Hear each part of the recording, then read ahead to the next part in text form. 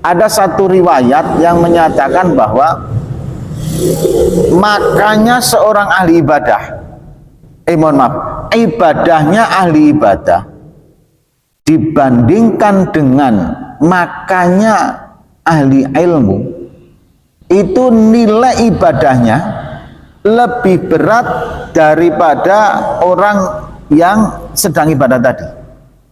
Jadi konsepnya gini, makanya orang ahli ilmu itu lebih bernilai ibadah daripada ibadahnya orang abid.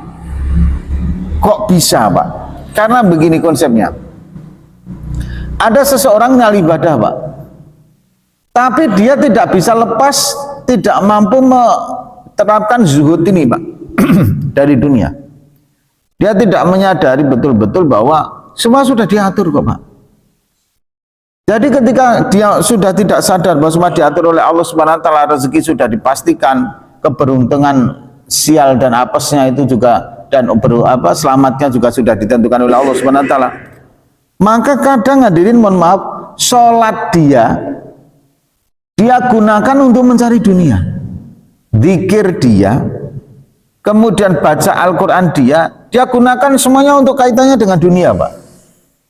Apakah ini nggak boleh? Boleh, bukan nggak boleh, Pak. Ada seseorang begini, Pak, dia sholat duha, habis sholat duha baca surat Al-Waqiah, ditanya, Mas, kenapa sama sholat duha? Kemana jenengan baca surat Al-Waqiah?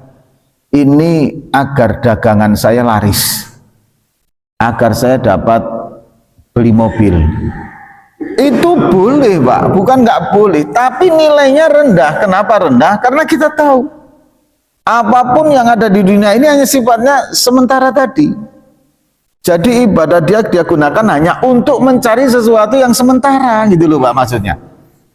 Padahal ketika ibadah kita digunakan untuk tidak yang sementara ini, kita bisa mendapatkan yang jauh lebih dahsyat daripada ini, Pak. Maka hadirin, nilai ibadahnya orang abid, orang bodoh karena ingin mengejar dunia, ya hanya dapat dunia ini. Sementara orang ahli ilmu yang sedang makan, ketika ditanya, Mas, samar makan untuk apa? Saya makan agar nanti ketika duha saya makan agar ketika nanti bacaan Al-Quran saya tidak kelaparan dan saya kuat di situ. Karena saya ingin menghadap Allah Subhanahu wa taala, ingin menghadap zat yang saya cintai.